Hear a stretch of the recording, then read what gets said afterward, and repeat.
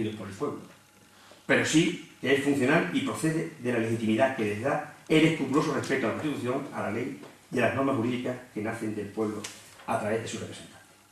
No me voy a extender más, pero sí el reverso de esta independencia, el reverso de este carácter, digamos, exclusivo, es el principio de responsabilidad, por el cual el juez, que no puede sufrir injerencia alguna en su tarea jurisdiccional, es responsable de sus actos profesionales de manera que puedan recibir sanciones de diversa naturaleza, penal, civil y disciplinaria, por comportamientos inadecuados en el desempeño de la función judicial. Lo dice el artículo 117. En igual sentido y muy cercano a este Poder Judicial, nuestra Constitución desarrolla el Ministerio Fiscal en su artículo 124. No forma parte del Poder Judicial, como todos sabemos, responde al modelo francés del Ministère Public, desde 1814 en España, y tiene unas funciones y competencias de defensa de la legalidad y de independencia, defensa de la legalidad y imparcialidad que le caracterizan como diferenciador del Poder Judicial. Me ocupo, por último, de la justicia constitucional. ¿Y de qué es la justicia constitucional en España y qué significa el valor normativo de la Constitución y su máximo y único intérprete, el Tribunal Constitucional? Bien, pudiéramos decir que para afrontar la justicia constitucional en nuestros ordenamientos jurídicos europeos existen dos sistemas, dos procedimientos. Uno, el denominado sistema difuso, y otro, el denominado sistema concentrado. No suena culinario, pero es muy sencillo. El sistema difuso otorga capacidad de entender de las violaciones de derechos constitucionales a cualquier tribunal. Es el sistema sajón y concretamente el sistema americano, que es conocido como la Judicial Review. O sea, cualquier tribunal puede intervenir y hacer valer la norma constitucional por encima a cualquier otra disposición. Es el sistema difuso. Y el sistema concentrado es aquel que otorga la defensa de las normas, de la constitucionalidad de las normas y su aplicación a un único organismo, a un tribunal.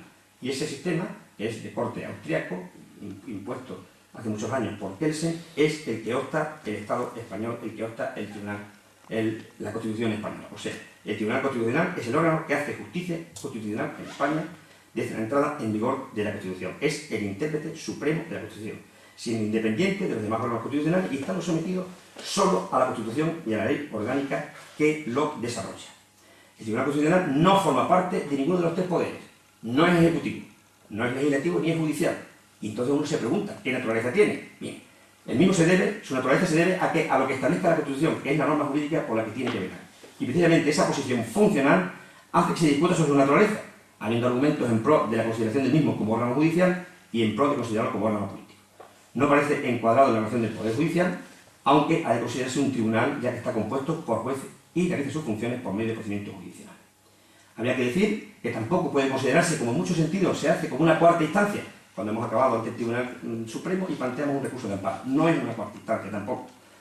Y habría que preguntarse, ¿por qué el constituyente optó por el sistema concentrado de protección de los derechos fundamentales en un tribunal en lugar de todos los jueces? La respuesta, como dicen los poetas, está en las estrellas y está en la literatura. Hace muy poco tiempo, poquísimo, en esta publicación, José Antonio Martín Pañí y Jesús Pérez Morata son magistrados, han hecho un interesante estudio sobre la justicia en España y nos desvelan alguna clave de la transición. Y la clave que nos desvelan de la transición en este sentido concreto se refiere a que los constituyentes no se fiaban en aquel momento, 1978, de que los jueces y la magistratura que en aquel momento servía al Estado tuviese sensibilidad jurídico-constitucional y de ello que nombrasen un solo organismo para que fuese el que tratase y llevase la Constitución. Finalizo. No existe ningún proyecto, por muy bueno que sea no sea susceptible ni de mejora ni de reforma, evidentemente. Aquí me voy a ocupar muy brevemente, para no cansar demasiado, de los procedimientos de reforma de la Constitución española y también, por último, de la situación en que se encuentra ahora mismo este tema desde el punto de vista doctrinal y político. Político en el buen sentido de la palabra. Decían los clásicos, y concretamente el famoso tratadista inglés, que las constituciones son, respecto a su capacidad de reforma, de dos tipos, rígidas y flexibles. Era Lord Bryce. De tal forma decía que en el Reino Unido, que es el paradigma de flexibilidad, porque no es una constitución estricta, se podría convertir en cualquier momento en una república, y que el máximo aforismo inglés decía: el Parlamento puede hacerlo todo, excepto de un hombre, una mujer y viceversa. Bueno, hoy esto sí ya está discutible, pero bueno, eso lo decía el Parlamento, lo decían los ingleses.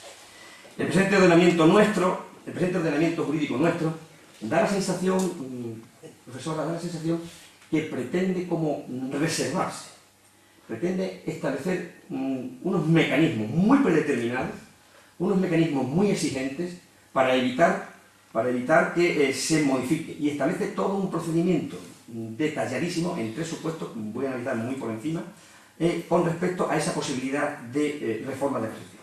Insisto, la Constitución esta nuestra, como 2 grandes insignes profesores que mencionaré al final de mi intervención han tenido ocasión de decir hace muy poco en Extremadura, nadie puede quejarse o hacer obstáculo a lo que ha significado para el país. Otra cosa es el discurso de la historia, otra cosa es el discurso de los políticos y otra cosa es la crisis económica. Eso está al margen. Nos referimos al marco constitucional, al marco normativo, a la existencia y tenencia de un sólido marco normativo, cosa que no hemos tenido en nuestra historia con la fecundidad que hemos tenido ahora en los últimos 31 años con la Constitución de 78. Y entonces, el hecho de que esta Constitución tenga estas características y haya perdurado de esta manera, en cierto sentido también significa, por un lado, que es susceptible de reforma, pero por otro, ojo con la reforma, porque tenemos que aquilatarla. El constituyente estableció los siguientes sistemas. Por de pronto, la iniciativa corresponde al Gobierno, al Congreso, al Senado y a las asambleas de las comunidades autónomas. No cabe la iniciativa popular. Es una cuestión importante. Desgraciadamente, por el mero discurso de la vida, observamos que cuando existe cualquier desgracia, inmediatamente, desgracias que surgen porque somos 46 millones, porque no vivimos en la sociedad del siglo XIV y porque tenemos un fenómeno del que no podemos escaparnos, que es el fenómeno migratorio, es el fenómeno de la multiculturalidad, multiracialidad. Sucede cualquier desgracia e inmediatamente se pone en marcha: hay que reformar la Constitución, tienen que cumplir todas las penas tales y tales, tales. Yo lo puedo comprender desde la perspectiva humana, pero desde la perspectiva como jurista tengo que escandalizarme, porque esto de la Constitución es una cosa muy seria. Nosotros llevamos una Constitución que tiene 31 años porque ha sido una Constitución ejemplar, ha sido el consenso, el fruto de algo impensable en nuestra turbulenta historia, algo impensable. Y de buenas a primeras no podemos, porque suceda el hecho más, por muy deplorable que sea, vamos a reformar la Constitución. Esta Constitución no llega el presidente del gobierno y en 3 días dice: voy a reformar la Constitución y voy a reformar el Código Penal. Por ejemplo, en el cumplimiento de las penas. Mi compañera sabe precisamente lo que estoy definiendo. No es posible en un momento determinado, sin más ni más, cambiar lo que la Constitución dice, que la finalidad de las penas, de todas las penas, fruto de una elaboración de cientos de años de humanización del derecho penal, es la reinserción y presentación del delincuente. No podemos cambiarlo de la noche al día, no se puede hacer. Y la Constitución tiene para eso, como digo, un fuerte sistema de coraza. Inicialmente, estos proyectos de reforma, para que prosperen, exigen la mayoría muy calificada de 3/5 de cada una de las cámaras. 3/5 de cada una de las cámaras. Si no hubiera acuerdo entre ambas, se intentará lograrlo mediante la creación de una comisión paritaria de senadores y diputados que elaborará un nuevo texto para ser votado por las cámaras. Si ni aún así se consiguiera la mayoría exigida, podría pasar el texto con la mayoría absoluta en el Senado y la de 2/3 en el Congreso. Como se ve, los requisitos para el funcionamiento de este poder constituyente constituido, serían los diputados que estuvieran, son duros, aunque se suavizan algo para intentar llegar a un acuerdo. Pero para que este pudiera considerarse el procedimiento, este es el que pudiera considerarse el procedimiento normal. Iniciamos 3/5 de cada una de las cámaras. 3/5. Pero prevé la posibilidad también de someterlo a referéndum, un referéndum que es facultativo.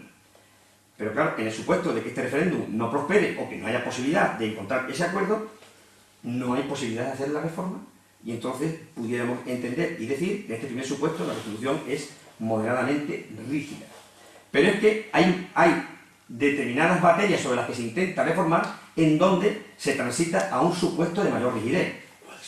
A un supuesto de mayor rigidez. Y estaríamos hablando de los principios básicos del ordenamiento jurídico, que hablamos al principio, el título preliminar, los derechos fundamentales y la corona, que también funcionaría en el caso de división total. Este es el segundo procedimiento. Entonces, los 2/3 de cada Cámara han de aprobar el principio de división e inmediatamente se disuelven.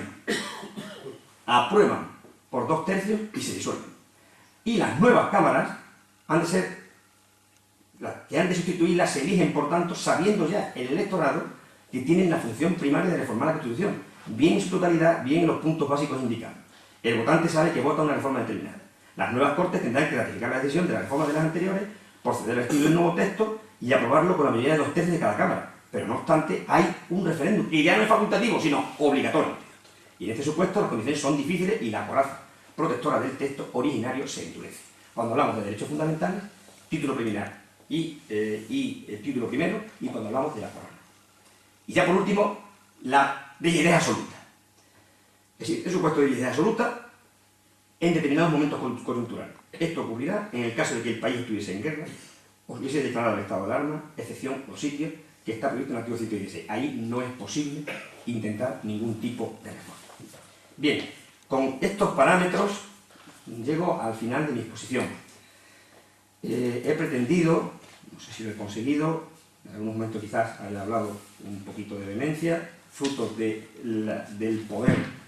poder que dan las agujas del reloj, porque aquí no estamos en un tribunal que siempre los abogados tenemos la posibilidad de decirle: señoría, los abogados siempre actuamos de espaldas a las agujas del reloj. Aquí no puedo decirlo porque no tengo a todos ustedes, señorías, pero no tengo a un juez que va a interpretar esto como una pedantería por mi parte. Gran reforma, poca reforma, reforma constitucional, conviene la reforma, estamos en este momento, reforma de Estatuto de Extremadura, conviene. Tengo que decir y señalar que antes de que esta sociedad económica hiciera y pusiese en marcha este ciclo de conferencias, este ciclo de reflexiones, nos han visitado dos grandes catedráticos de Derecho, uno Pedro González Trevijano y otro Gregorio Peces Barba. Gregorio Peces Barba coincide que ha sido uno de los padres de la Constitución. A los dos se les estuvo preguntando, antes de iniciar sus conferencias, que qué opinaban sobre la reforma de la Constitución y qué opinaban sobre la reforma del Estatuto de Autonomía. Voy a hacer suyas prácticamente sus respuestas, mías sus respuestas, porque forman parte de algo que yo tengo muy claro. Con respecto a la reforma de la Constitución española, tanto uno como otro hablaban de que había que estudiar el tema con mucha delicadeza, y evidentemente hay 4 puntos al menos en los que se está prácticamente de acuerdo.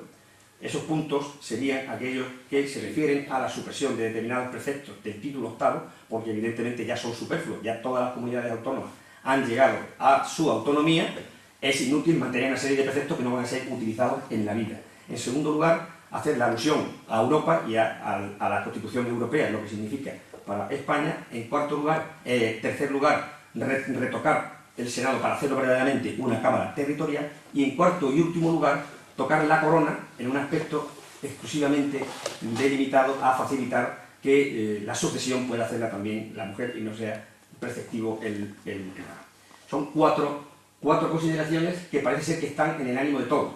Pero fíjense qué curioso, tanto los dos catedráticos, González Trevijano como Peces Barba, los dos se sienten en este momento un poco renuentes a que este proceso de reforma constitucional se pudiera poner en marcha en el momento presente, y uno de ellos, concretamente, González Trevijano, dice la causa, fundamentalmente dice: ahora mismo una reforma en situación de crisis no es pensable, y en situación de la correlación de fuerzas políticas menos todavía. Yo me inclino, por lo poquito que puedo aportar, saber y conocer, me inclino, partiendo de la base de que una Constitución, por muy buena, por muy extensa en derechos como es la nuestra, por ese valor normativo que tenga, por ese catálogo tan extraordinario de derechos fundamentales, humanos, no humanos y derechos sociales, etc., siempre es susceptible de ser mejorada. Y en términos históricos, 30 años no es poco, pero ya puede ser que haya determinadas cuestiones tan evidentes como el título octavo, si todas las autonomías, porque han llegado ya, todos los proyectos de autonomía han llegado a ser estatutos. Alguna vez tendremos que poner un punto a que esa posibilidad de reforma de estatutos sea continua. Hemos tenido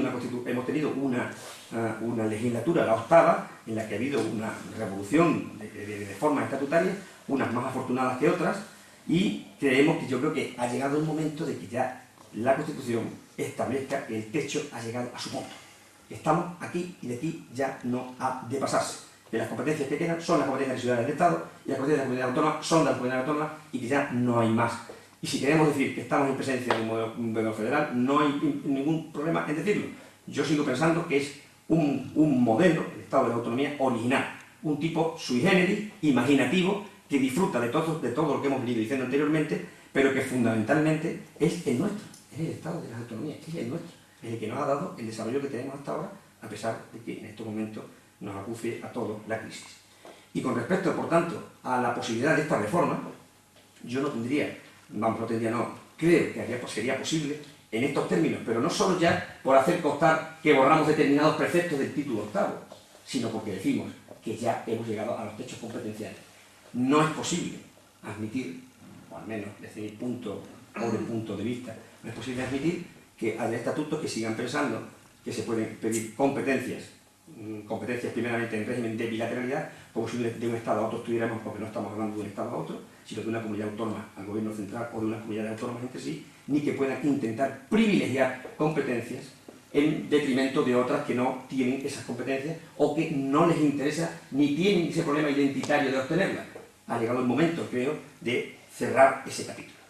Y eso es con respecto a la reforma constitucional. Con respecto a la reforma del Estatuto de Autonomía, creo que hay que ser mucho más optimista. Tanto un profesor como otro, que no conocen el proyecto de reforma, yo tampoco lo conozco, son, clarísimamente tajantes. En ese sentido, Pérez Barba dice que Extremadura hará seguro un estatuto totalmente ajustado a la Constitución. Yo creo y estimo que sí sea, pero me gustaría, por esa sensibilidad especial que tenemos los extremeños, que este estatuto recogiese y fuese sensible, perdón por la reiteración, a la inmigración, al retorno de inmigrantes, a nuestras relaciones privilegiadas con Portugal, a nuestras relaciones privilegiadas con Latinoamérica. Algún día habrá que llegar a hacer una revisión de los extremeños en América.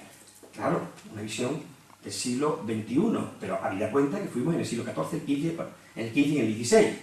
Y después también que recogiésemos, porque no podemos quedarnos tampoco atrás, todo el catálogo de los nuevos derechos denominados de tercera y sobre todo de cuarta generación, medioambientales, paisajísticos, etcétera, que todos los estatutos que se han reformado tienen y que el nuestro carece. Agradezco a todos no la atención, sino el que hayan soportado durante todo este tiempo esta normativa y esta, cascada de ideas, pero tenía que decirlo, me he quedado muy satisfecho. No pueden ustedes imaginarse lo que me gratifica el que ninguno se haya levantado y se haya ido. Muchísimas gracias y muy buenas noches.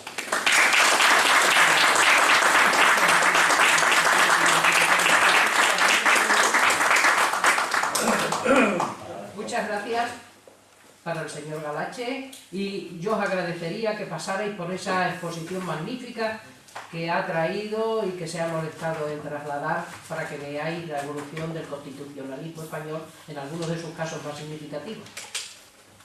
Buenas noches. Gracias.